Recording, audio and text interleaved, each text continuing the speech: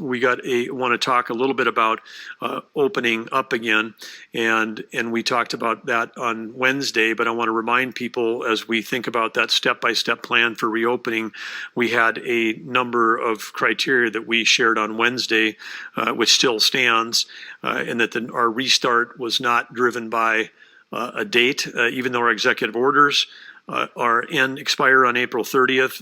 We're going to be driven by data, not by the calendar, because the virus has no awareness of the calendar that we use, and so we have to stick with the data as we said we were. But we also said there's criteria that we want to make sure we have, which is robust, widespread testing capacity. We continue to build that up. You'll hear more about that next week. Robust contract tracing and infrastructure, making great progress. We'll keep working on that all weekend. You'll hear more about that next week. The targeted effective isolation and quarantine, which we're implementing right now when we find positives in the executive orders we have out about positives in their family members. Protections for our state's most vulnerable population. This is another topic for next week, where we're going to be talking about everything that we're doing relative to securing and caring for those that are in long-term care situations or other congregate living situation. The fifth thing, which we really nailed this week with the surge plan, the sufficient healthcare capacity, including hospital and ICU beds. That one we've got covered and checked off. Available PPE for the healthcare system and the public.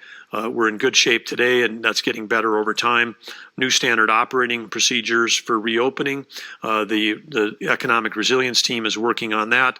And then, of course, plans for dealing with the resurgence or additional waves of COVID-19, whether that's this summer, next fall, next winter. We've talked about that again, historically, when you've got something this contagious, it doesn't just go away. It can come back, and we have to be ready for that. So we're continuing to work on that. Yesterday, at the federal level, they released guidelines about opening up America again. There was 6 criteria in how to open up, and really there was six criteria. There are 2 sets and 3 sets of 2. 2 of them were and, 1 was or. The or one relates to the numbers we share a lot here, which is your case counts going down, or is your rolling 14 average going down? And so we're sharing a slide today that we haven't shared in the past. We've shared our rolling average relative to when this began versus the rolling average of the last 14 days. And so we'll start sharing the rolling average last 14 days, because this is one of the federal guidelines that either your case counts are going down or your rolling average is going down. And as you learned today, our rolling average is going up and our case counts are going up. So we are, we continue to prepare for a smart restart. As we had said when we announced the extensions on Wednesday, that we thought that we might be heading into the increasing part of our curve, because we're at a different point in dealing with the contagion than other parts of the country.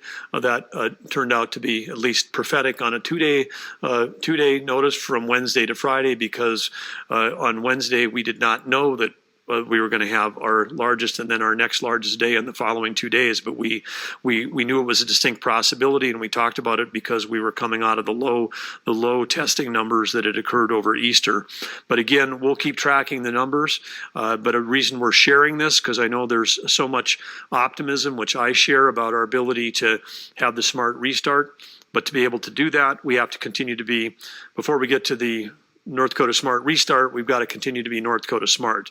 And that means we got to continue with, even no matter how much optimism that one might hold about our ability to get back more to the new normal, we have to make sure to understand the reason why we had low numbers and the low spread and the good results was because we had such high compliance relative to individual responsibility.